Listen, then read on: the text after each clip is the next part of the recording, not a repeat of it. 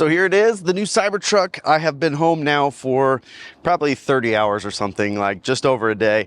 And it's filthy. I have a lot of work to do. Even though I didn't have to drive this across the country, it was on the back of a trailer.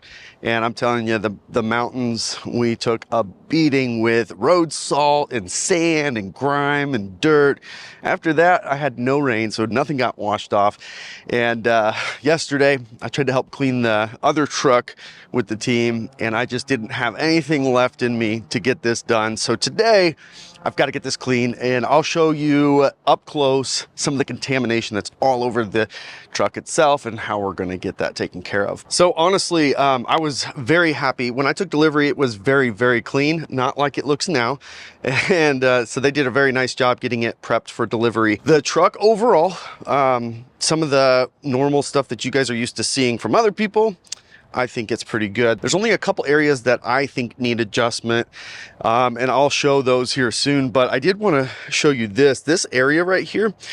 Has historically been really tight, and a lot of people point this out. So it looks like they've made some adjustments to tooling, so this no longer rests on this panel right here. That was one thing I noticed from delivery. And then looking at the front, it's very much the same as the other trucks out there. So there is this little bit of a lip over the edges of the hood, but mine is actually straight, which is much appreciated. So rather than being kind of crooked, it's at least straight on both ends, which looks pretty good. And again, update to that tooling, so this edge right here looks good also. And as you can see behind me, I can't do anything without stuff like this happening. People just pull up. He hasn't gotten out of the truck yet, but I'm sure he's coming. Oh, there's another truck.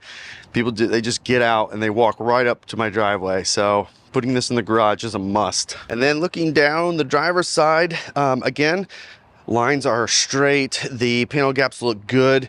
This is the only adjustment. See if I can get this. This is the only adjustment that I'm gonna request on like body panels. It's really hard to tell, but right here, it's just off right there. And the only reason it bothers me is because I see it in the rear view mirror all the time. So I am going to ask for just a little bit of a adjustment on this front door, getting pulled in just a smidge.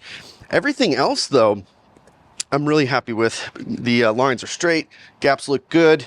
Nothing really missing or a problem. The back is straight. They did a really nice job leveling out the lift gate. Early on, that used to be an issue, so it's nice and flush. And underneath here, we've got a software update going on, I forgot. So no lights. And underneath here, things look pretty good also.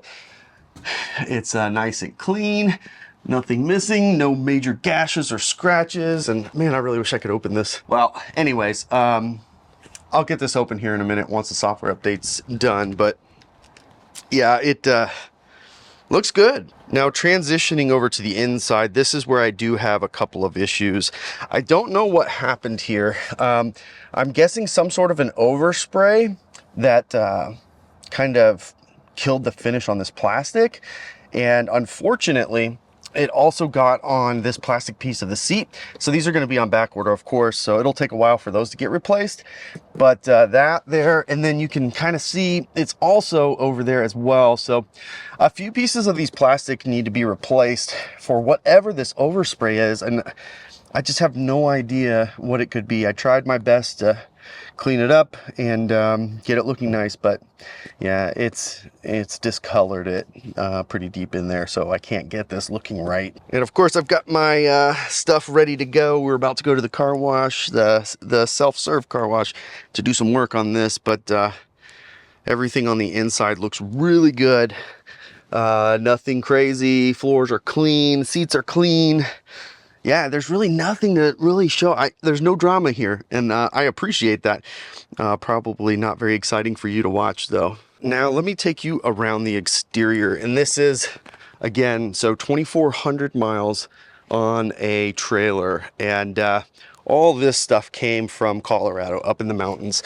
Utah and Colorado, I should say. So We've got a ton of contaminants that need to be cleaned off. So basically, we'll have to power wash this, soap it up, clean it, and then I've got some other stuff to help with some of the stuff that's on there a little bit harder. And that'll be Barkeeper's Friend, as well as some other stuff that I have with me. So I'll show you all that, and we'll get it nice and clean. Wheels, obviously, got to clean those too. So yeah, that's the plan for today. We're gonna head to the self-serve car wash, get this thing nice and clean, and then I can get down to the base layer and start doing some work there. In about a week, Eric from Drive Protected Shop, he's already shipped the pre-cut DIY PPF, colored PPF. So like if you're going to vinyl wrap a car, that vinyl's not going to last very long, but PPF is solid. It's really good stuff. And nowadays they have really good colors that they can include in PPF. And of course we're going to do matte black here, but PPF over vinyl, it's a little bit more expensive generally, but it lasts so much longer and it has self-healing properties. So scratches and stuff can usually work themselves out, which is great.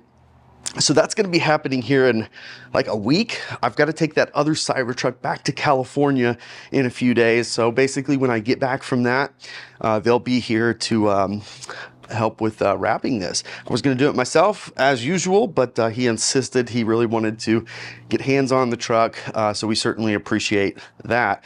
Maybe I'll be more of a supervisor this time. That would be kind of fun for a change. But so anyways, let's head over to the self-serve car wash. As soon as this is done updating, I probably should have waited till after to do that, but here we are. But we'll head down there, get this thing cleaned up, and we'll start going to work on the harder stuff. And just as soon as I said that, update finished. I think it's rebooting right now, so now the tonneau cover will open, but there you go. Back looks good. Like I said, nothing going on with this, so I'm pretty stoked about how this delivery went. And I just remember taking one of the first Model Ys and how many issues there were, and yeah, this is pretty solid. All right, we're cleaned down with a base layer, and now we can see what's left, and it's looking better. This is where we're going to come in with the Barkeeper's Friend, clean all of this up, and it's a good visual on the hood for you. Just all the stuff that hits, grabs, and there's nothing I can do about it on the road. And you can even see like right tire, left tire, or right tire, left, whatever it is, right from towing. In the middle it's pretty clean, but it's funny. So now we can start working on that. So we got our Barkeeper's Friend. This is kind of like a paste. There's also the spray, which I think I brought with me, but this is really what you want to use on this. So get a fresh towel, use some gloves, because some of these chemicals can be somewhat harsh, but get on your towel and kind of like dab it around the area you want to work on. And you don't have to worry about going in a straight line, just like this across the whole panel, and you'll see as the stuff starts to lift and come off. So you'll get an idea of how much more you got to put on, but don't put too much pressure on it. You should really let the material do the work for you. But even just that one little quick bit, let me wipe it for you and show you what it looks like. So see, it already removed about 3/4 of it, and then we're just going to have to keep going. Don't spend too much time in one spot, because you will notice a difference in the finish in one little spot versus the whole thing. So what I'm going to do, I'm going to go halfway down, and that way you can see the finish versus what still needs to be done.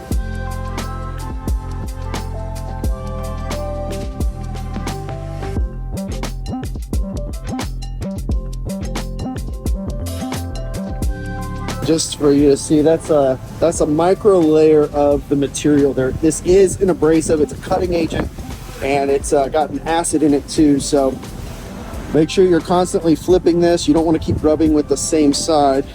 Get a fresh corner as often as you can.